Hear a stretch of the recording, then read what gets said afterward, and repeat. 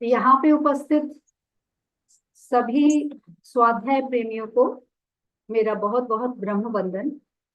Friends, स्वाध्याय की series में हम परमहंस योगानंद द्वारा लिखित योगी कथामृत का स्वाध्याय कर रहे हैं।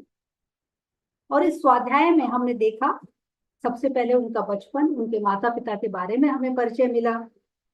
उसके बाद में स्वामी योगानंद जी किस तरीके से द्विशरीरी साधु प्रणवानंद जी से मिले, किस प्रकार से उनकी माता का देहांत हुआ, किस तरीके से उनके हिमालय पलायन का, हिमालय भाग जाने का असफल प्रयास हुआ, और किस प्रकार से वो गंद बाबा से मिले, विशुद्धानंद जी से मिले।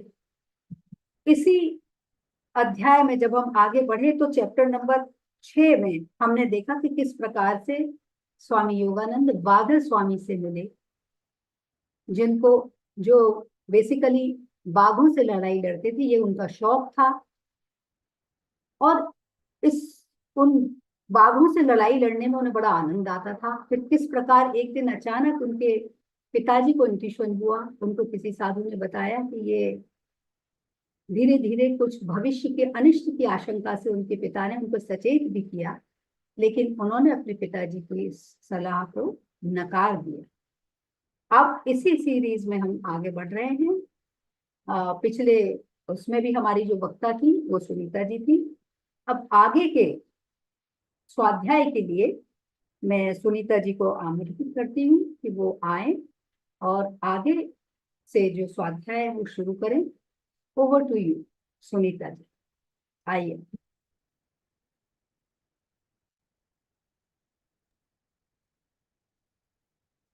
अभिनंदन मास्टर्स, थैंक यू अभिनंदन। ओम श्री गुरुवे नमः। मावतर बाबा जी, लाड़ी महाशय, श्री युक्तेश्वर गिरी जी महाराज, परमहंस योगानंद जी, स्वामी शिवानंद जी और उनकी टीम जो ये कार्यक्रम को संचालित कर रही हैं, उन सभी को, सभी उपस्थित जनों को, गुरुओं को कोटि कोटि नमन, आत्मवंदन। आज के स्वाध्याय में जो कि हमारा पिछला कंटिन्यू हो रहा है, जैसे कि आप जान रहे हैं, योगानंद जी अपनी जिज्ञासा को, अध्यात्म की जिज्ञासा को शांत करने के लिए जगह जगह घूमते थे, पढ़ाई के साथ साथ, जैसे मैंने कल भी बताया था, इससे पहले स्वाध्याय में भी बताया था। तो बता देती हूँ, जैसे कि ये वाला जो प्रकरण है, प्रकरण 6 जो हम अभी स्वाध्याय कर रहे हैं, ये है जिसमें कि परमहंस योगानंद जी बाघ स्वामी जी से मिलते हैं अपने एक मित्र चंडी के साथ। चंडी उनका मित्र है जो खोद करके लाता है कि चलो उनका बाघ स्वामी के बारे में पता किया है, उनका दर्शन किया जाए। तो दोनों अपने कौतूहल को साथ लेकर के कोलकाता में उनके घर तक पहुंचते हैं। दरवाजे कुंडी खटखटाते हैं, थोड़ा निराश भी होते हैं कि जल्दी उनको नहीं अंदर बुलाया जाता है, कोई मिलने नहीं आता है, लेकिन उनके धैर्य की उनके अनुसार उनको उसका प्रतिफल मिलता है। और फिर वे वहां से उनका नौकर उनको लेने आता है, उनको बैठक में लेके जाता है। दोनों बालक वहां पे बैठे होते हैं और इंतजार कर रहे होते हैं। कुछ समय इंतजार करने के बाद भी उनको बाघ स्वामी जी से मिलवाया ले जाया जाता है, उनसे मिलवाने के लिए उनके शयन कक्ष में ले जाया जाता है उनको। तो वहां पर वे बाघ स्वामी जी का दर्शन करते हैं, जो कि सोहम नाम से विख्यात हुए थे। बाद में सन्यास के बाद में उनको सोहम स्वामी नाम से जाना जाता था, वैसे बाघ स्वामी नाम उनका प्रसिद्ध था। आप पिक्चर में देख सकते हैं कि उनको लड़ते हुए दिखाया गया है। उनका शरीर कितना भीमकाय है, विशाल शरीर था उनका, बाजुएं बहुत बड़ी बड़ी थी। ये दोनों ने देखा और उन्हें आश्चर्य भी हुआ कि इतना विशालकाय शरीर का व्यक्ति यहाँ पर बैठा है। तो उनसे बातचीत के दौरान योगानंद जी को और उनके मित्र को मालूम चलता है कि वो धीरे कैसे करके एक निर्बल बालक से बाद में अपने को एक भीमकाय बालक के रूप उसमें परिवर्तित करते हैं, और बाघों से लड़ने की उनकी इच्छा जागृत होती है। तो उसको वो आगे चल करके अपनी उसमें बदल लेते हैं कि कंटिन्यू करते हैं उस चीज को। बाघों के बारे में बताया उन्होंने कि उनको मात्र बिल्लियां समझते हैं, वो इस तरह से लड़ते हैं, मन की शक्ति उनकी बहुत ज्यादा है, इस तरह की बातें उनसे बताते हैं। आगे योगानंद जी से बातचीत में उनसे ये भी पूछा कि जब उन्होंने प्रश्न किया कि इससे ज्यादा अच्छा है कि हिंसक बाघों को अपने वश में करने के साथ साथ अपने हिंसक वासनाओं को भी वश में करना सीखना बहुत जरूरी है। बहुत सारी बातें उन्होंने बताई कि कैसे हमने अपने स्वभाव को, गुण को, अपने मन को एक निश्चित दिशा में ले जाना संभव कर सकते हैं। ये सारी बातें उनको बताई थी। पिछले स्वाध्याय में हमने ये सब पढ़ा था। और फिर इसके बाद जब उनके बाग स्वामी जी की ये कीर्ति बढ़ती गई, काफी कुछ आगे बढ़ता गया उनका, उन्होंने अपने बारे में बताया, जब अपने बारे में पूछा उनसे कि उनका अहंकार भी बढ़ता गया थोड़ा, कीर्ति बढ़ने के साथ साथ, और उनके आसपास के लोगों को सबको पता चलने लगा। और एक समय की बात है कि जब उनके पिता के पास कोई साधु आते हैं, वो उनके बेटे के लिए के अमंगल के बारे में उन्हें सूचित करते हैं। एक तरह से भविष्यवाणी के तौर पर उन्हें बताते हैं कि आपका बेटा अगली लड़ाई में बहुत चोट खाएगा और बहुत ज्यादा उसको नुकसान पहुंचेगा, तो उसे अवगत कराइए, उसे संभालिए कि वो इस लड़ाइयों को छोड़ दे, बाघों के साथ या हिंसक पशुओं के साथ इस लड़ाइयों को छोड़ दे। लेकिन वहां पर बाग स्वामी इस तर्क को एक बेटे के दोनों पीढ़ी के, जैसा कि मैंने कहा, दोनों पीढ़ियों में अक्सर हमें अंतर देखने को मिलता है, दर पीढ़ी, पीढ़ी दर पीढ़ी, तो ये चीज वहां भी देखने को मिली। और वो उस चीज को स्वीकार नहीं कर पाते हैं कि किसी ने ऐसी भविष्यवाणी की है तो क्या वास्तव में ऐसा हो जाएगा, उसको स्वीकार नहीं कर पाते हैं वो। अब इससे आगे की कथा है जिसको मैं आज शुरू कर रही हूँ। तो बाग स्वामी बताते हैं कि इस कहानी का मुझ पर कोई प्रभाव नहीं पड़ा। मैंने यही माना कि पिताजी किसी भ्रांति ग्रसित कट्टरवादी की भांति भ्रांति का शिकार हो गए हैं। उनकी अपनी सोच जो थी वो उन्होंने इस तरह से बताई। बाग स्वामी ने अधीरता पूर्वक यह स्वीकारोक्ति की कि जैसे अपने किसी मूर्खतापूर्ण कार्य का अनुभव हुआ हो। अब यहाँ वे कहते हैं कि ये बता रहे हैं क्योंकि ये वृतांत पहले घट चुका है और वो योगानंद जी को और उनके मित्र को बता रहे हैं, तो कहीं मन में उनके या दिमाग में एक चीज वो एक तरह से याद करते हैं कि शायद ये कोई मूर्खतापूर्ण कार्य उन्होंने किया था। काफी देर इसको सोचते हुए वो गंभीर मुद्रा में बैठे रहे, मौन बैठे रहे, और ऐसा लगा कि जैसे उन दोनों की उपस्थिति का उन्हें कोई भान नहीं रहा वहां पर। फिर अचानक से चैतन्य होकर के वो अपनी कहानी आगे शुरू करते हैं। तो इस वक्त उनकी आवाज में थोड़ी नरमाहट आ गई थी, थोड़ा मधुर आवाज में उन्होंने बोलना शुरू किया। पिताजी की चेतावनी के कुछ ही दिन के बाद मैं राजधानी कूच बिहार गया। प्राकृतिक सौंदर्य से भरा यह प्रदेश मेरे लिए नया था और मैं सुखप्रद परिवर्तन की आशा कर रहा था। जैसा हर जगह सदा ही होता था, यहाँ भी सड़कों पर मेरे पीछे पीछे उत्सुक लोगों की भीड़ चलती रहती थी। उनकी फुसफुसाहट के कुछ अंश कभी कभी मुझे सुनाई पड़ते थे। यह वही आदमी है जो जंगली बाघों के साथ लड़ता है। उसके वे पैर हैं या पेड़ के तने? तो यहाँ पर बाग स्वामी जी अपने बारे में बताते हैं कि वो फेमस हो गए थे, प्रसिद्ध हो गए थे, लोग उनको जानने लगे थे। तो ये जो प्रकरण अब आया था जिसके बारे में ये अध्याय है, तो वे वहां से राजधानी कूच बिहार गए थे। वहां प्राकृतिक सौंदर्य भी था, और लेकिन उनके लिए वो प्रदेश नया था, तो उन्हें अच्छा महसूस करने की सोच रहे थे, कुछ नया अनुभव लेने की सोच रहे थे। तो वहां पर लोगों को जो उनको देख रहे थे, उनके बारे में थोड़ा सा पहले से जिनको परिचय था, तो देख देख के बोलते थे कि देखो ये वही आदमी है जो जंगली बाघों से लड़ता है, और इनके पैर तो देखो कितने बड़े बड़े, जैसे पेड़ के तने हों। इस तरह से बातें बोल रहे थे। उसका चेहरा तो देखो, वह स्वयं बाघों के राजा का अवतार मालूम होता है। तुम तो जानते ही हो गांव के नटखट छोकरे किस प्रकार ताजा समाचार पत्र का काम करते हैं, और किस गति से महिलाओं की मौखिक जनसूचना प्रणाली इस घर से उस घर समाचार पहुंचाती है। कुछ ही घंटों में मेरी वहां उपस्थिति से सारे शहर में खलबली मच गई। अब बाग स्वामी कहते हैं कि उन योगानंद जी से और उनके मित्र चंडी से कि ये तो तुम्हें पता ही है कि जैसे गांव में कभी होता है, या हम लोगों ने अपने बचपन में भी देखा होगा कि कोई कुछ भी नया गांव में आता है तो छोटे छोटे बच्चे सारे वहां पर भीड़ लगाकर इकट्ठा हो जाते हैं। अगर आप अनुभव में लाएं तो सबको इस अनुभव से गुजरे होंगे। तो और एक ही खबर को वो सारे बच्चे पूरे गांव में पहुंचा देते हैं, घर घर में पहुंचा देते हैं। या फिर महिलाएं वो समाचार पत्र के जन सूचना प्रणाली उनकी इतनी मजबूत होती है कि वो घर घर में वो समाचार प्रसारित कर देती हैं। तो ये बात वो कहते हैं। अब शाम का समय होता है। संध्या के समय मैं चुपचाप आराम कर रहा था कि घोड़ों की टापों की ध्वनि सुनाई दी। मैं जिस घर में रुका था उसी के सामने आकर वह ध्वनि रुक गई। लंबे कद के पगड़ीधारी पुलिस सिपाहियों का एक दल अंदर घुस आया। तो वे कहते हैं कि जहां जिस घर में रुके हुए थे वहां पर शाम के समय एक ध्वनि घोड़ों के टापों की सुनाई दी और वहां पर वर्दीधारी पुलिस सिपाहियों का दल आ गया था। मैं अवाक रह गया। मैंने सोचा, इन पुलिस वालों के लिए कुछ भी संभव है। कहीं वे मेरे पूर्णतया अगम्य किसी बात पर मेरी खिंचाई करने तो नहीं आए हैं। परंतु उन्होंने अपने सामान्य व्यवहार के विपरीत अत्यंत विनय के साथ मेरा अभिवादन किया। अब उनके मन में शंका उठी कि ये पुलिस वाले यहाँ क्यों आए हैं, क्योंकि पुलिस को देख करके सब लोग डरते हैं या कुछ ऐसा आशंका मन में आ जाती है। तो उनके मन में भी यही आशंका आई कि क्या बात हो सकती है, क्या ही मेरा मुझे कुछ कहने तो नहीं आए हैं ये। लेकिन हुआ उल्टा। बजाय उनको कुछ कहने के उनका अभिवादन किया गया और उनको नमस्कार किया गया।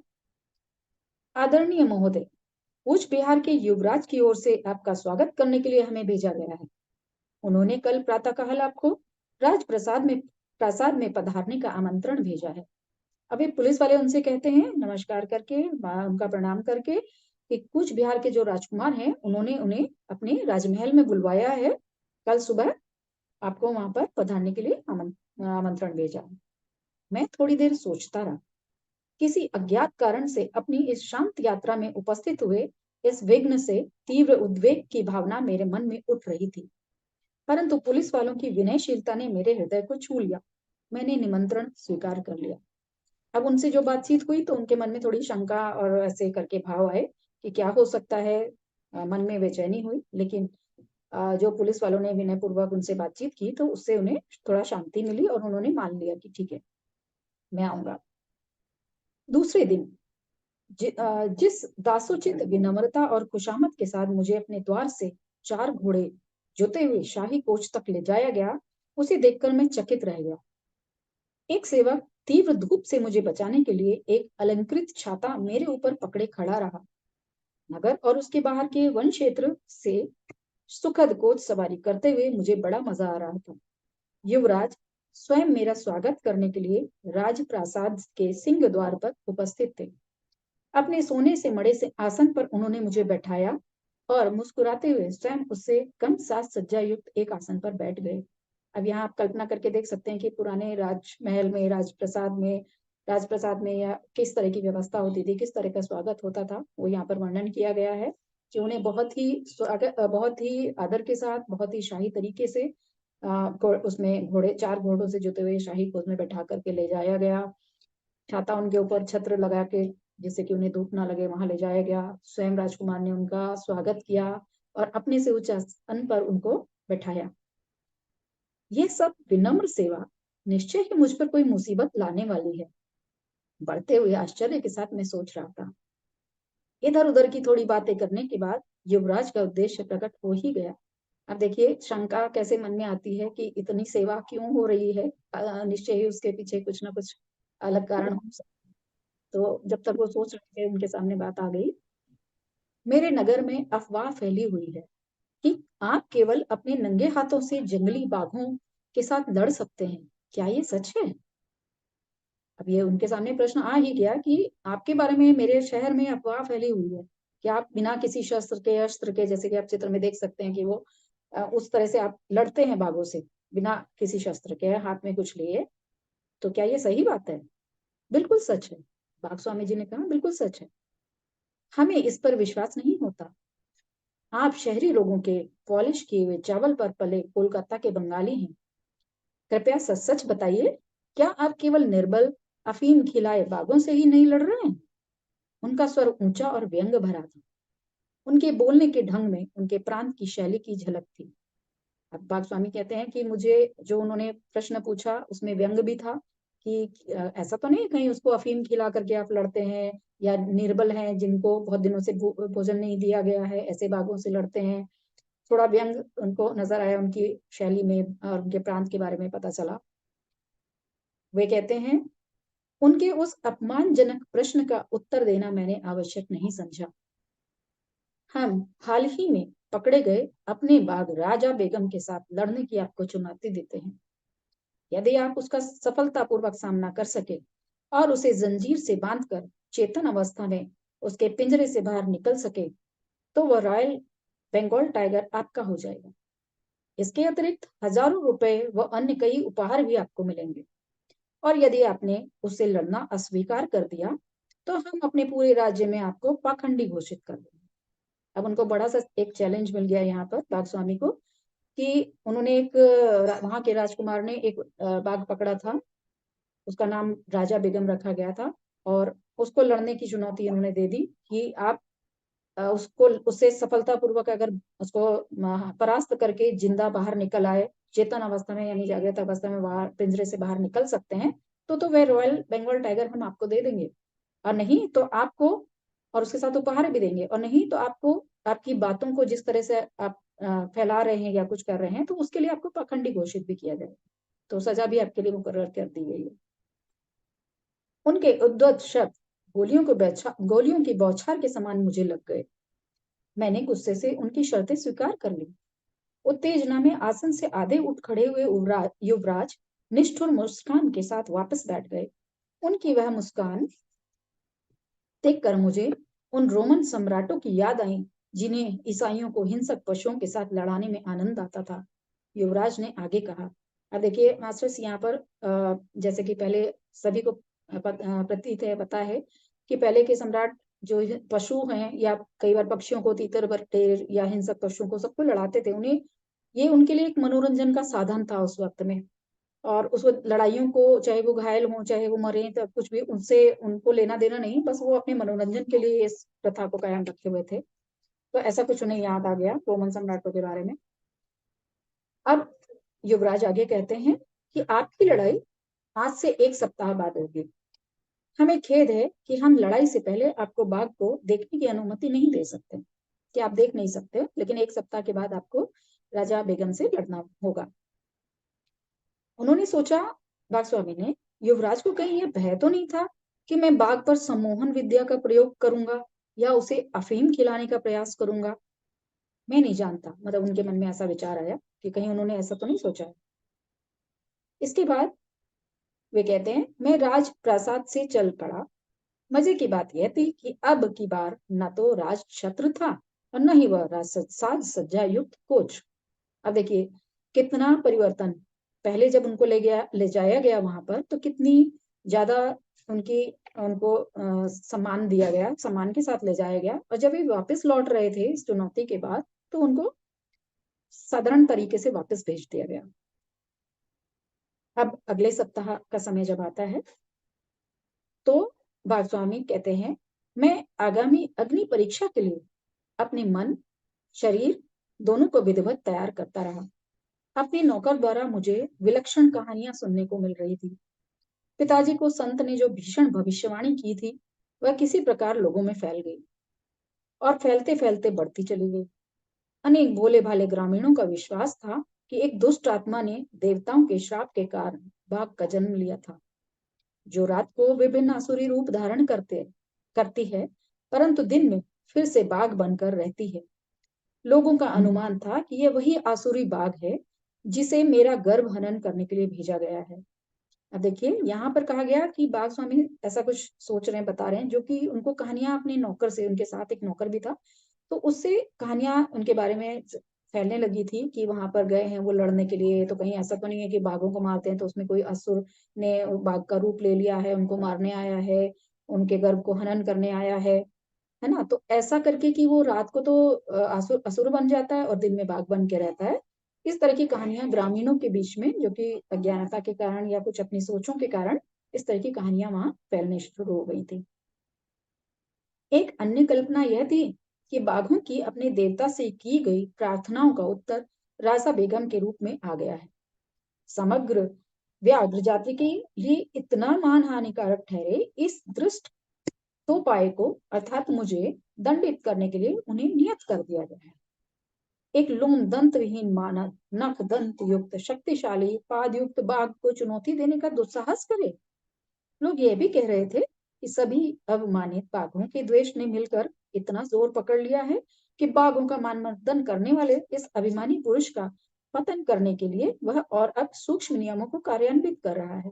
अब यहाँ 2-3 चीजें और बोलते हैं वो कहते हैं, एक अलग कल्पना यह भी की गई कि जो भी बाघ जिन बाघों से वे लड़ रहे थे बाघ स्वामी, तो उन्होंने अपने देवता से प्रार्थना की कि हमें इससे बचाएं। समग्र व्याघ जाति के लिए ये मुश्किल कारक बन गए हैं। तो इससे दोपाय, यहाँ पे धृष्ट दोपाय वर्ड का यूज, शब्द का यूज किया गया है। दोपाय यानी दो पैरों पे चलने वाला। जो जानवर हैं ज्यादातर चौपाई, तो चार पैरों पर चलते हैं, तो ये दोपाई को माना गया यहाँ पर। उनके लिए ये नुकसान पहुंचाने वाला एक दोपाया था, जिसको कि दंडित करने के लिए सभी बाघों ने और हिंसक पशुओं ने मिलकर अपने देवताओं से प्रार्थना की थी।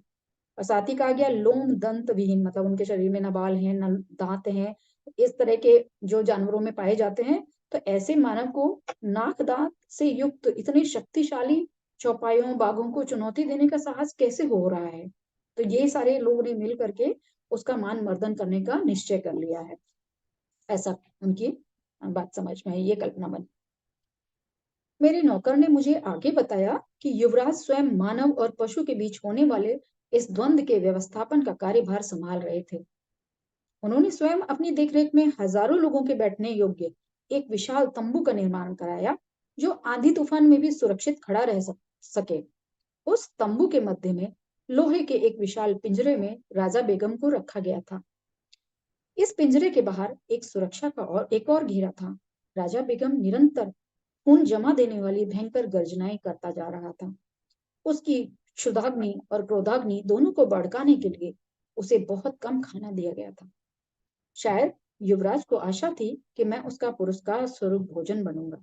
अब यहाँ आप थोड़ा सा कल्पना करके देख सकते हैं कि किस तरह से वहां जो जो युवराज ने राजा बेगम और बाघ स्वामी जी के लड़ने के लिए जो व्यवस्था कराई थी, किस तरह से किया था, उसका पूरा यहाँ पे दर्शन मिलता है कि एक बड़ा सा उन्होंने टेंट लगवाया, तंबू लगवाया, बहुत लोगों को बैठने का इंतजाम कराया, जो कि आंधी तूफान में भी वो तंबू ना गिरे, इतना मजबूत वहां पे लगाया लोहे के। और साथ में लोहे के विशाल पिंजरे में राजा बेगम को रखा गया, जैसा कि आप ऊपर देख सकते हैं, जैसे एक पिंजरे में। तो मजबूत पिंजरा था, बहुत मजबूत पिंजरा था वो। और उसको खाना भी नहीं दिया जा रहा था, भूखा रखा जा रहा था। तो यहाँ दो शब्दों का प्रयोग किया गया, क्षुधाग्नि और क्रोधाग्नि, कि जब इंसान को या किसी जानवर को भूख लगती है तो वो कुछ भी कर गुजरने के लिए तैयार हो जाता है। भूख इस तरह ऐसी है। और क्रोधाग्नि, फिर उसे क्रोध आता है तो क्रोध में भी कुछ भी कर सकता है। तो ये दोनों चीजों को उसको जागृत किया गया, उसको बढ़ाया गया कि वो और खूंखार रूप में आ सके। और इसकी व्यवस्था वो स्वयं युवराज देख रहे थे। उनका मन ये था, या उनकी सोच ये थी कि ये उसको पुरस्कार के रूप में, जो राजा बेगम है, पुरस्कार के रूप में बाघ स्वामी मिलेंगे खाने के लिए, ऐसा उनका विचार था। डंका बजा बजा कर नगर और आसपास के इलाके में इस अद्वितीय द्वंद्व की जो घोषणा की जा रही थी, उसे सुनकर लोगों ने भारी संख्या में उत्सुकता पूर्वक टिकटें खरीदी। द्वंद्व के दिन सीटों की कमी के कारण सैकड़ों लोगों को लौटा दिया गया। कई लोग तंबू की दरारों में से अंदर घुस आए या गैलरी के नीचे जहां भी जगह मिली वहां खड़े हो गए। अब इतनी ज्यादा चर्चा हो गई, इतनी ज्यादा उसके बारे में लोगों में सूचनाएं फैल गई कि सारे किसी के अंदर इतनी उत्सुकता फैल गई कि सभी लोग उसके लिए, उसको, उस लड़ाई को देखने के लिए आने लगे। सबने टिकट खरीदी। फिर भी जो लोग रह गए वो कहीं कहीं से घुस घुस के तंबू में पहुंचने की कोशिश कर रहे थे, दरारों के बीच में से। जैसे जैसे बाघ स्वामी की कथा चरम सीमा की ओर बढ़ रही थी, वैसे वैसे मेरी उत्तेजना भी बढ़ती गई। चंडी भी मंत्र मुग्ध होकर अवाक बैठा था। तो ये कहते हैं स्वामी जी कहते हैं, योगानंद जी कहते हैं कि ये जो कहानी हम सुन रहे थे, मैं और मेरा मित्र चंडी, तो सुनकर हमें भी रोमांच हो उठा था और हम दोनों बहुत मंत्रमुग्ध होकर बहुत ही उत्सुकता से उस कहानी को सुन रहे थे। राजा बेगम की कान फाड़ देने वाली गर्जनाओं के और भयभीत दर्शकों के कोलाहल के बीच मैंने शांत मन से तंबू में प्रवेश किया। लंगोट के अतिरिक्त मेरे शरीर पर और कोई कपड़ा नहीं था। मैंने सुरक्षात्मक घेरे के दरवाजे का कुंडा सरकाकर उसे खोला और अंदर जाकर अपने पीछे शांत मन से दरवाजे को बंद कर दिया। बाघ को रक्त की गंध लग गई। उछलकर धड़ाम से लोहे की छड़ों से टकराने की ध्वनि के साथ उसने मेरा भीषण स्वागत किया। करुणार्ध भय से दर्शकों में सन्नाटा छा गया। उस अति उग्र बाघ के सामने मैं निरीह मेमना लग रहा था। और फिर से आप यहाँ कल्पना करके देख सकते हैं कि अब आज वो दिन आ गया जब बाघ स्वामी जी को राजा बेगम से लड़ाई करनी थी। वे शरीर पे कुछ धारण करके नहीं गए थे सिवाय लंगोट के, हाथ में कोई अस्त्र शस्त्र नहीं था, और उस पिंजरे के अंदर उसको रखा गया था राजा बेगम को, तो वे कुंडी खोल करके अंदर गए। अंदर जाकर के शांत मन से उन्होंने कुंडी वापस बंद कर दी और वहां पर उसको गंध लग गई, तो वो बहुत जोर से उछला वहां पर, जिससे काफी तेज आवाज आई और दर्शकों में भी फिर से एकदम सन्नाटा छा गया। पलक झपकते ही मैं उसके पिंजरे में घुस गया, परंतु जैसे ही मैंने दरवाजा बंद किया, राजा बेगम उछल कर मेरे ऊपर आ गया। मेरा दाहिना हाथ बुरी तरह से क्षत विक्षत हो गया। बाघ के लिए परम स्वादिष्ट मानव रक्त की प्रचंड धाराएं गिरने लगी।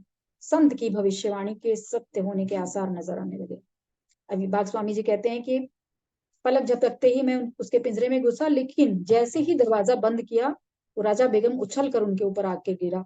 उसने अटैक किया उनके ऊपर और एक ही बार में उनका दाहिना हाथ बुरी तरह से क्षत विक्षत हो गया। उस पर चोट लगी, उसको काट लिया उसने और उसमें से खून बहने लगा। और बाघ के लिए ये तो बहुत परम स्वादिष्ट, यहाँ कहा गया है कि मानव रक्त की प्रचंड धाराएं गिरने लगी, यानी कि बहुत तेजी से खून उनके हाथ से, दाहिने हाथ से बहने लगा। और इसी पल के अंदर बाघ स्वामी जी को एकदम से याद हो पाई वो भविष्यवाणी जो कि संत जी ने की थी। इस प्रकार की गंभीर चोट मुझे जीवन में पहली बार आई थी, पर मैं तुरंत उसे संभल गया। रक्त रंजित अंगुलियों को लंगोट में घुसाकर मैंने उन्हें छिपा लिया और बाएं हाथ से हड्डी तोड़ प्रहार बाघ पर किया। अब यहाँ देखिए कि दाहिना हाथ उनका घायल हो गया पहले ही बार में, तो उन्होंने उसको लंगोट में सुरक्षित किया, क्योंकि खून की गंध हमेशा जानवर को अपनी ओर बहुत तेजी से आकर्षित करती है। और उन्होंने बाएं हाथ से हड्डी तोड़ प्रहार किया उस बाघ पर। बाघ लड़खड़ा कर पीछे हट गया, पिंजरे के अंत तक पीछे गया, फिर पलट कर अत्यंत गुस्से के साथ मुझ पर पुनः झपटा। मेरे सुविख्यात मुष्टि शासन के प्रहार उसके सिर पर बरसने लगे। तो वो बाघ एक बार तो पीछे लड़खड़ा के हटा, लेकिन फिर से उसने तेजी से आक्रमण किया। तो यहाँ एक बाघ स्वामी जी कहते हैं कि मेरे सुविख्यात मुष्टि शासन, यानी कि वो उनकी प्रसिद्ध था उनकी मुक्के का प्रहार। मुष्टि शासन का मतलब मुक्के का, यहाँ पर बहुत तेजी से उन्होंने प्रहार किया, जो कि उसको एक बार में जैसे पीछे धकेल दिया। परंतु राजा बेगम को रक्त का जो स्वाद लग गया था, उसने उसे उसी प्रकार उन्मत्त कर दिया था जैसे दीर्घ काल तक शराब से वंचित रहने वाले शराबी को शराब का पहला घूंट उन्मत्त कर देता है। यहाँ तुलना की गई है, देखिए, रक्त की, कि जैसे किसी शराबी को यदि शराब की नशे की लत है, तो उसे काफी दिनों तक ना दिया जाए तो भी जिस दिन उसे मिलता है तो उसे बहुत तेजी से उसकी तरफ खींच जाता है। उसी तरह से हिंसक जानवरों के साथ भी है कि रक्त की गंध ने उसे एकदम से बहुत उत्तेजित कर दिया। बीच बीच में कान पर बैठा देने वाली दहाड़े मारते हुए उसके आक्रमणों की उग्रता बढ़ती ही जा रही थी। उसके दांतों और नखों के आगे मेरा केवल एक हाथ से बचाव करना अपर्याप्त पड़ रहा था और मेरी आत्मरक्षा प्रणाली अभेद्य नहीं रह पा रही थी। परंतु मैं भी तिल मिलाने वाले प्रहार उस पर करता गया। दोनों ही रक्त रंजित होकर जीवन मरण का युद्ध लड़ रहे थे। पिंजरे में कोलाहल था, चारों दिशाओं में रक्त के छींटे उड़ रहे थे। बाघ के गले से पीड़ा और खूनी प्राण प्रपासा के चित्कार फूट रहे थे। अब यहाँ आगे फिर से आप देखिए, उसको सोच सकते हैं कि एक व्यक्ति, इंसान, अपने बाएं हाथ से केवल प्रहार कर रहा है और वो इतना भयानक बाघ जो कि बहुत दिनों से भूखा रखा गया था, वो उन पर हमला कर रहा है। तो दोनों, लेकिन उनका प्रहार इतना तीव्र हो रहा था कि बाघ के ऊपर पड़ रहा था, उससे भी खून की छींटे निकल रहे थे और एक दूसरे से बहुत बुरी तरह से वो लोग लड़ रहे थे। गोली चलाओ, बाघ को मार डालो, दर्शक चीख रहे थे। मानव और पशु इतनी तेज गति से हिल रहे थे कि एक सिपाही की गोली भी निशाना चूक गई। मैंने अपनी सारी संकल्प शक्ति एकत्र की और भीषण गर्जन के साथ उसके मस्तक पर एक अंतिम खोपड़ी तोड़ प्रहार किया। बाघ गिर गया और ठंडा होकर पड़ा रहा, पालतू बिल्ली की भांति। मैं बीच में ही बोल पड़ा। अब यहाँ पर वो कहते हैं कि जब इतनी ज्यादा भीषण लड़ाई इन दोनों के बीच में चल रही थी, तो दर्शकों के अंदर भी इतना रोमांच था, उनके अंदर भी इतनी चिंता व्याप्त हो गई थी। तो उन्होंने कहा कि ये कहीं मार ना डाले बाघ स्वामी को, तो उन्होंने कहा गोली चलाओ, मार डालो उसको, बाघ को। दर्शक ऐसा चिल्ला रहे थे और एक सिपाही ने गोली भी चलाई, लेकिन वो लगी नहीं उसको।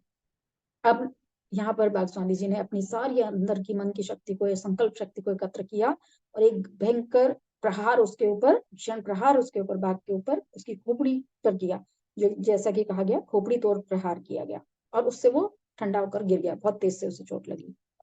यहाँ पर बोलते हैं पालतू बिल्ली की भांति, तो ये यहाँ पर योगानंद जी बोलते हैं, क्योंकि वो पहले सुन चुके थे कि बिल्ली की तरह से उसको, पालतू बिल्ली की तरह से बाघ स्वामी समझते थे बाघ को। स्वामी जी खिलखिलाकर हंस पड़े। फिर उन्होंने तन्मय कर देने वाली अपनी कहानी को आगे बताना शुरू किया। तो इस पर वे हंस पड़े और आगे फिर कहानी सुनाते हैं। आखिर राजा बेगम पराजित हो ही गया। उसका रहा सहा राजगर्भ भी चूर हो गया, चूर चूर हो गया। अपने विदीर्ण रक्त रंजित हाथों से मैंने उसका जबड़ा खोला और एक नाट्यपूर्ण क्षण के लिए उस खुले मृत्युद्वार में अपना सिर रखा। जंजीर के लिए इधर उधर देखा और जमीन पर पड़े जंजीरों के ढेर में से एक जंजीर खींचकर उससे बाघ की गर्दन पिंजरे की छड़ों के साथ बांध दी। विजयोल्लास से मैं दरवाजे की ओर चलने लगा। अब यहाँ जो जब वो बाघ गिर पड़ा तो बाघ स्वामी ने क्या किया कि उसे उठाया, उसका जबड़ा खोला और उसके मुंह में अपना सिर रख दिया, कि जैसे ये दिखाने के लिए कि मैं, वो मृत्यु का द्वार है और उसके ऊपर उसको ने विजय प्राप्त कर ली है। अपना सिर उस पर रख करके दिखाया। फिर आसपास पड़ी जंजीर से उसको बांध दिया और विजय उल्लास से वो दरवाजे की तरफ, गेट की तरफ चलने लगे। पर क्या हुआ? परंतु वह मूर्तिमान शैतान राजा बेगम, उसकी कल्पित आसुरी उत्पत्ति के अनुरूप ही वह जीवट था। एक ही विस्मयकारी झटके के साथ जंजीर तोड़कर वह मेरी पीठ पर झपट पड़ा। मेरा कंधा उसके जबड़े में फंसा हुआ था और ऐसी स्थिति में मैं जोर से नीचे गिरा, परंतु पलक झपकते ही मैंने उसे अपने नीचे धर दबोचा। निष्ठुर प्रहारों के आघातों से वह अर्धमूर्छित हो गया। इस बार मैंने उसे अधिक सावधानी पूर्वक बांध दिया। धीरे धीरे मैं पिंजरे से बाहर निकला। अब ये देखिए कितनी कठिन वहां पर फिर एक स्थिति आ गई कि एक तरफ बाघ स्वामी जी ने उसको गिरा दिया था, वो निश्चेत हो गया था, तो वो समझ के कि वो गिर पड़ा है, नहीं उठेगा, बांध भी दिया था जंजीर से, तो वो चलने लगे वापस बाहर की तरफ। लेकिन वो पीछे से उठ खड़ा हुआ, जैसे कि किसी आसुरी शक्ति ने उसको जीवंता प्रदान की। इतना जीवटकारी था वो। उठा, झटके से जंजीर तोड़ी और उन पे, बाघ स्वामी पे, पीठ पे, उनके कंधे पे वार किया और कंधे को अपने जबड़े में ले लिया। फिर बाद में बाघ स्वामी जी ने भी उसको पलट के अपने नीचे ले लिया और फिर से दोबारा से जंजीर से सावधानी पूर्वक बांध दिया। तब वे पिंजरे से बाहर आए। फिर से चारों तरफ चीख पुकार सुनाई दी। इस बार वह हर्षोल्लास की थी। भीड़ की चीख पुकार की हर्ष ध्वनि जैसे एक ही विराट गले से निकल रही थी। मैं भीषण रूप से घायल तो हो गया था, परंतु फिर भी मैंने द्वंद की तीनों शर्तें पूरी कर दी थी। बाघ को अचेत करना, उसे जंजीर से बांधना और बिना किसी प्रकार की सहायता लिए पिंजरे से बाहर आना। इसके अलावा मैंने उस हिंसक पशु को इस तरह से घायल किया और भयभीत कर दिया था कि मेरे सिर का अप्रतिम पुरस्कार अपने मुख में पाकर भी उसकी ओर उसने कोई ध्यान नहीं दिया। तो अब ये कहते हैं कि एक बार फिर से चारों तरफ से चीख पुकार मचने लगी, लोग चिल्लाने लगे, बहुत हर्ष की ध्वनि होने लगी, उनके जीत की, विजय के उल्लास को मनाने लगे। और वो कहते हैं कि मैं बहुत बुरी तरह से घायल हो गया था, लेकिन जो चुनौती मुझे मिली थी, जिसमें 3 शर्तों को पूरा करना था, कि एक तो बाघ को अचेत करना, और दूसरा उसे जंजीर से बांधना, और तीसरा बिना किसी सहायता के पिंजरे से बाहर निकल आना, तो ये तीनों उन्होंने पूरे कर दिए थे। और लास्ट में, अंत में ऐसा हुआ कि फिर वो हिंसक पशु, अगर उसके जबड़े में वो दोबारा सर रख के भी दिखा रहे हैं, तो उसको कोई उसने अपनी चेतनता वहां पर नहीं दिखाई। अब बुरी तरह से घायल होने के बाद उनके उपचार के लिए वहां पर व्यवस्था की गई। मेरे घावों का प्राथमिक उपचार करने के बाद मेरा सम्मान किया गया और मुझे पुष्पहार पहनाए गए। मेरे चरणों में स्वर्ण मोहरों की वर्षा की गई। असाधारण रूप से विशाल और वैसे ही क्रूर बाघ पर मेरी विजय की अंतहीन चर्चाएं चारों ओर से सुनाई दे रही थी। वचन के अनुसार राजा बेगम मुझे दे दिया गया, परंतु मुझे कोई हर्ष नहीं हुआ।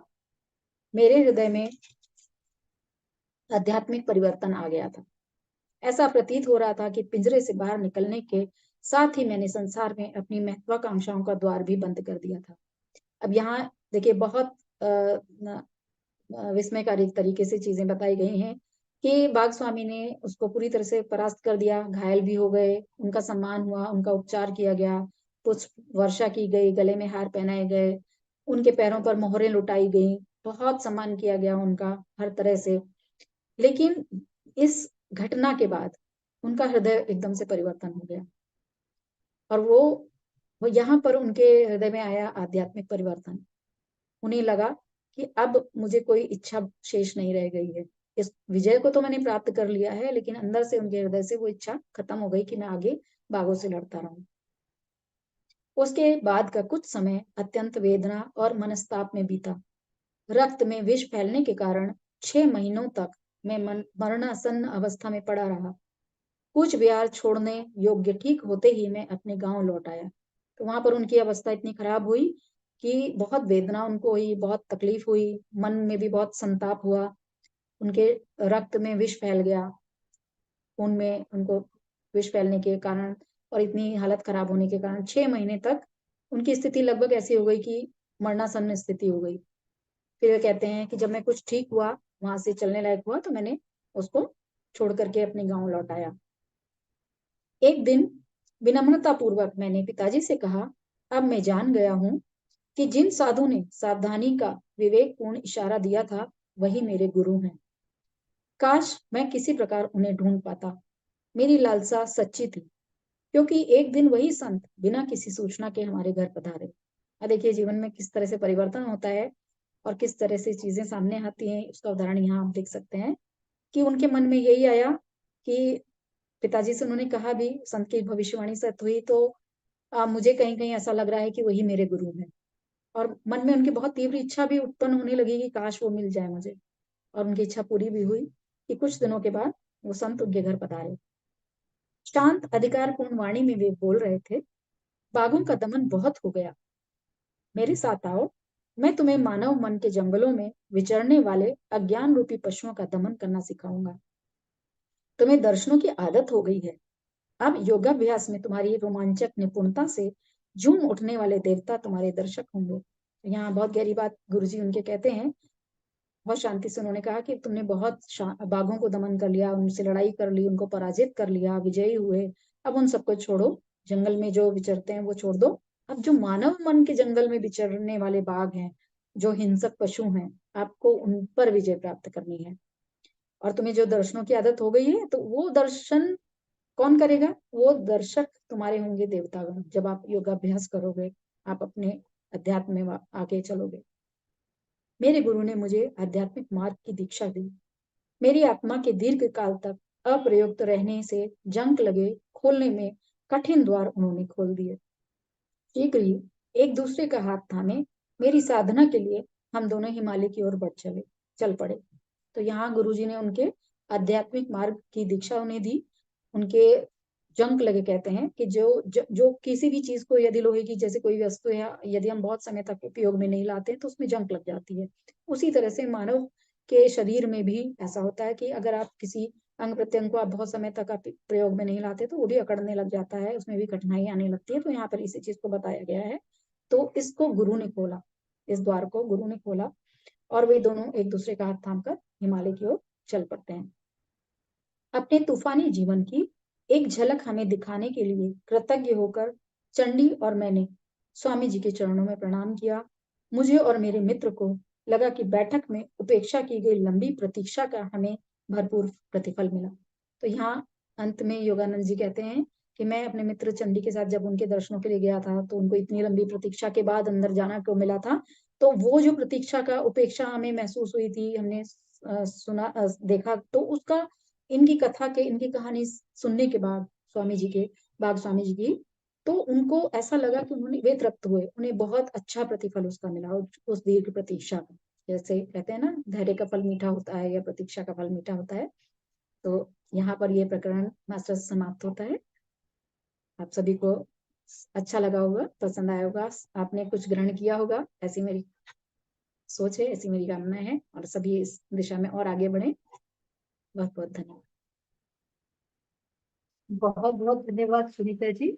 आपने बहुत ही सरल सुस्पष्ट भाषा में इस स्वाध्याय का पठन किया।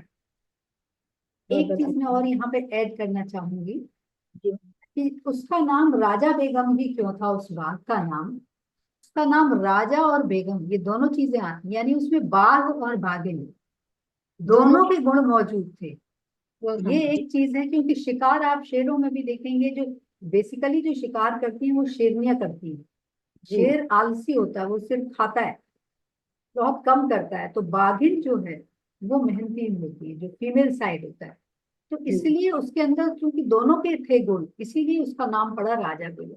जी जी तो किस तरीके से अभी हमने फ्रेंड्स देखा कि योगानंद जी की, आप देखिए कि उनकी जो भाषा और शैली है वो बहुत इंटरेस्टिंग है, रुचिकर बनाए रखती है। किस तरीके से उन्होंने, हालांकि हिंदी इज द ट्रांसलेशन, उन्होंने हिंदी में नहीं लिखा, ये ट्रांसलेशन है, लेकिन शैली पता चल जाती है कि किस तरीके से जो पाठक गण है उसमें रुचि है। और एक सबसे बड़ी चीज मैं यही कहूंगी कि किसी भी व्यक्ति के जीवन में कोई भी घटना एक उसके पूरे जीवन को बदल देने के लिए काफी होती है। हम जी लोग अपनी अपनी अंतर यात्रा में आगे बढ़ रहे हैं सभी लोग, लेकिन कोई भी ऐसी चीज है, आप लोगों ने भी अपने, जब से आप आए होंगे अध्याय में या क्रिया योग में या स्पिरिचुअल, किसी भी स्पिरिचुअल फील्ड में, मैं ये नहीं कह रही कि आप केवल क्रिया योग में आए, किसी में है, आपने अंदर वो चेंज महसूस किया होगा। कोई एक ऐसा पॉइंट होता है जो हमें बदलने के लिए मजबूर कर देता है। हमारी जो पिछली आदतें हैं, हमारा जो पिछला स्वभाव है, हमारा जो एक मेंटल पैटर्न है सोचने का, वो कहाँ से चेंज होता है, ये आप लोग अपने अपने जीवन में अच्छी तरह अनुभव करते होंगे इस चीज को। और क्षण भर में ही तो एक बदलाव हो जाता है। हाँ, तो वो जो घटना थी और उस पूरी घटना ने उनको पूरी तरीके से चेंज कर दिया। वो व्यक्ति जो बाघों से लड़ने को अपनी शान समझता है, जिसके अंदर इतना नशा हो गया था, एक होता है, ये एक प्राकृतिक चीज है, जब हमारे अंदर एक ऐसी बल आ जाता है कि हम बाघ को भी परास्त कर सके, तो एक नशा हो जाता है। फ्रेंड्स, हर चीज का एक नशा होता है, जैसे पैसे का नशा होता है, सुंदरता का नशा होता है, ऐसे ये भी एक नशा है। और ये उनका उस तरीके से उतरा। लेकिन उससे पहले जिन संत ने उनके बारे में या अनिष्ट की आशंका की थी, अंततः वो ही उनके गुरु बने। आप देखिए संयोग कैसा होता है जी कि किस तरीके से गुरु मिलते हैं। वो कहते हैं ना कि गुरु कहीं ढूंढे नहीं जाते, इफ यू आर प्रिपेयर्ड, यदि आप तैयार हैं तो गुरु तो खड़ा है। आपकी तैयारी की जरूरत होती है उसमें। तो हमें तैयारी खोजने में नहीं लगानी, हमें तैयारी अपने ऊपर करनी कि हम अपने ऊपर कैसा काम। तो इस तरीके से हमारा ये एक बहुत ही, बाघ स्वामी का जो हमारा चैप्टर था वो समाप्त हुआ। और आगे आगे देखते हैं होता है क्या। बहुत ही इंटरेस्टिंग है ये पूरी की पूरी योगी कथा में, जब आप पढ़ेंगे तो डेफिनेटली आप जो पहली बार इसको पढ़ रहे हैं वो बिल्कुल मंत्रमुग्ध हो जाएंगे और उनकी स्वाध्याय में रुचि स्वतः ही आ जाए। ये इतनी अच्छी किताब है, इतने अच्छे इसमें अनुभव है योगी कथामृत, कि जब आप पढ़ेंगे तब आपको पता चलेगा। तो किसी और को कुछ कहना हो तो करें, अदरवाइज जो हमारे नेक्स्ट स्पीकर हैं उनका नाम ऑलरेडी फिर बाद में अनाउंस किया जाएगा कि इनकी बात होगी, लिस्ट पूरी है। तो जिनका भी है वो प्लीज ध्यान से देख लिया करें कि नेक्स्ट जो चैप्टर है हमारा, परिच्छेद 7 और 8 जो हम लेंगे, तो प्लवनशील साधु, इनके बारे में हम स्वाध्याय करेंगे। एक चीज मेरी प्रार्थना जरूर है, मेरा आग्रह समझ लीजिए इसको, कि जब भी आप स्वाध्याय करें, अच्छा स्वाध्याय करें, एक बार उसका आप मौन पाठन अवश्य कर लें, जिससे कि आप उस कहानी के जो मोड़ हैं विशेष, उन पे ध्यान दे देंगे कि कहाँ कहाँ आपको कैसे करना है। एक बार जब भी करने से पहले एक बार इसका पठन आप मौन रूप में जरूर करें। तो सुनीता जी, आज आपने बहुत अच्छी प्रकार से, बहुत अच्छी तरह इसका किया, और मैं आशा करती हूँ कि सभी श्रोताओं को इसका आनंद आए। आपका आभार व्यक्त करती हूँ। बहुत अपने बहुत अच्छा करा आपने सुनीता जी, बहुत अच्छी तरीके से पढ़ी। तो फ्रेंड्स, जब भी होगा, जिसमें शायद शोभा जी का भी अभी नाम ऑलरेडी है, जिनका भी होगा उनका माधुरी जी बता देंगी। और यदि आप सभी के नाम हैं, जिन लोगों ने भी अपने नाम दिए हैं, तो आप प्लीज एक इसका पाठन कर, और ये मत सोचिएगा कि जब आपका पाठ है तभी, यदि आपका जो है चैप्टर उसी को मत पढ़िए, आप सभी चैप्टर्स पढ़िए, तो आपको ज्यादा आनंद देगा, एक कंटिन्यूटी रहेगी उसमें, है ना। तो इस कहानी का, और आप देखेंगे भी जब आप पढ़ेंगे तब आपको लगेगा कि मौन पढ़ने में जो मजा है वो शायद बोलने में उतना नहीं है, क्योंकि बोलने में आपका जो अटेंशन है वो ये भी जाता है कि आप कैसा बोल रहे हैं, लोगों पे कैसा प्रभाव पड़ रहा है। मौन में आप उसका आनंद खुद लेते हैं, इजंट इट। ऐसा ही होता है ना, जब आप मौन करते हैं तो आप और आपका लेखक आपके सामने, उन दोनों का इंटरेक्शन होता है बेसिकली। आप जुड़ जाते हैं ऑटोमेटिकली लेखक की एनर्जी के साथ, उसके वाइब्रेशंस आपके वाइब्रेशंस होंगे। तो ये चीज ध्यान रखिएगा, इसका मौन जरूर करिएगा पाठ। जी मनोरमा जी क्या कहना चाह रही हैं? मैं ये कहना चाह रही हूँ मैम, ये कितना लोमहर्षक है कि एक पहले एक इतना अपने परिवार से प्यार करने वाला, फिर उनकी एकदम कैसी प्रवृत्ति बदली और वो बाघों से लड़ने का, और फिर वो जी कैसे योगी बन रहे हैं। हमारे जीवन के चैप्टर कैसे बदलते जाते हैं, इसकी प्रक्रिया में क्या चीज है जो सुनते सुनते ही अजीब सा नशा आ रहा है कि हम क्या चाहें क्या नहीं कर सकते हैं। योगानंद जी बचपन में तो दिखाए गए हैं कि बहुत लाडले हैं, और फिर उनकी माँ की डेथ, और फिर कैसे फिर उनका एकदम कहाँ फिर वो योगी बनना, वहां फिर बाघों से लड़ाई लड़ने के बाद बाघ स्वामी से मिलके उसमें सक्सेस होना, लेकिन फिर एक संत के ही सानिध्य से देखो अब आगे क्या होता है, देखते हैं। बिल्कुल, आगे आगे आप देखिएगा। इसके उत्तर में मैं सिर्फ इतना ही कहूंगी, आपने बड़ा अच्छा बताया कि हर आत्मा अपना चैप्टर अपनी स्क्रिप्ट खुद लिखती है, इसीलिए किसी को ब्लेम करने का हमारा कोई राइट नहीं बनता है। कोई राइट नहीं। क्योंकि गुड। जो स्क्रिप्ट है, we are the directors, we hmm. Are the actors hmm. And we are the script, हम ही हैं। तो हमें नहीं पता चलता है उसके पीछे क्या हो जाता है, पर्दा होता है।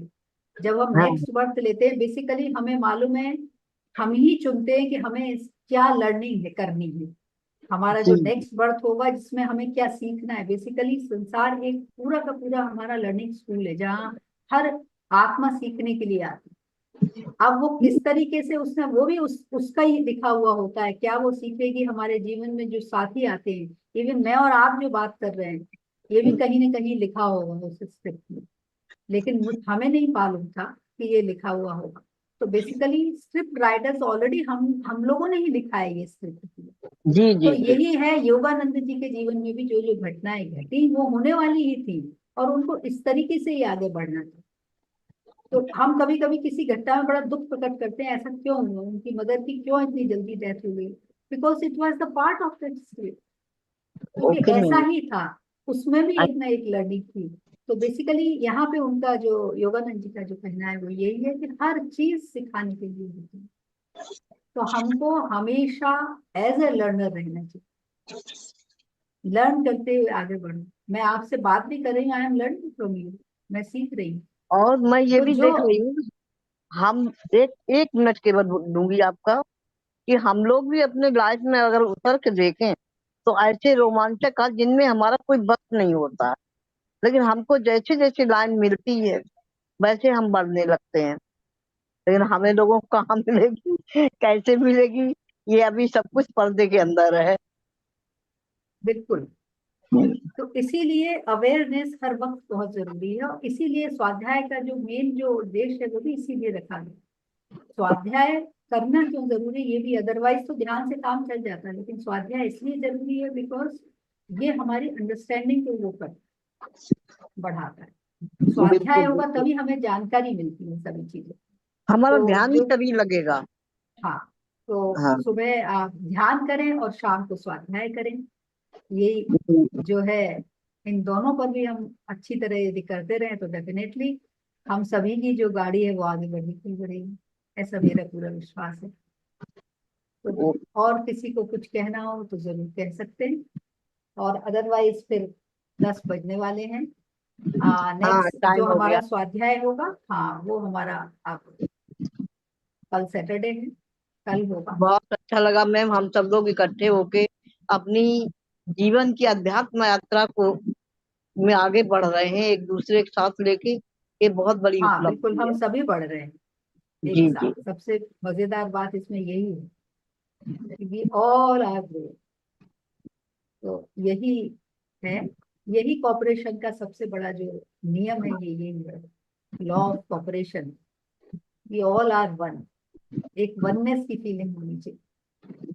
इन्हीं शब्दों के साथ हम अपना ये सेशन यही समाप्त करते हैं। Okay ma'am. सभी स्वाध्याय प्रेमियों को बहुत बहुत मेरा प्रणाम, नमस्कार। और अब हम कल मिलते हैं एक नए चैप्टर के साथ, एक नई ऊर्जा के साथ।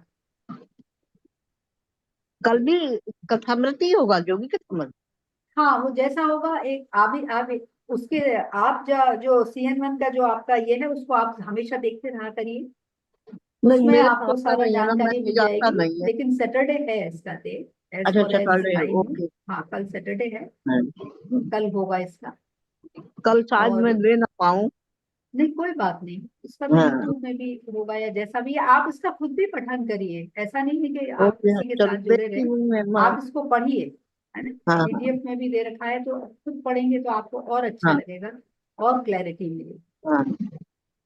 तो again thank you so much Sunita ji, बहुत अच्छा आपने आज स्वाध्याय का नहीं, पठन सुनीता किया। जी ने बहुत अच्छा पढ़ा। सभी जी, मास्टर को मेरी तरफ से भी चलिए, बहुत बहुत थैंक यू। सभी का बहुत चलिए बहुत कल मिलते हैं, कल मिलते हैं एक नए चैप्टर के साथ, एक थैंक नई ऊर्जा के थैंक यू साथ। दी। सुनीता जी, थैंक यू बहुत शोभा जी। बहुत आभार आपका। इतना वेलकम। सुंदर आपने पढ़ा आज, बहुत सुंदर। शोभा आभार जी, आप। आपको अग्रिम शुभकामनाएं, आप भी अच्छा पढ़ेंगी ऐसा पूरा विश्वास है। ठीक सभी है, मास्टर्स, सभी लोगों को अभिनंदन। आप जी, सभी कुछ काम। चलिए फिर कल मिलते हैं। Thank you so much.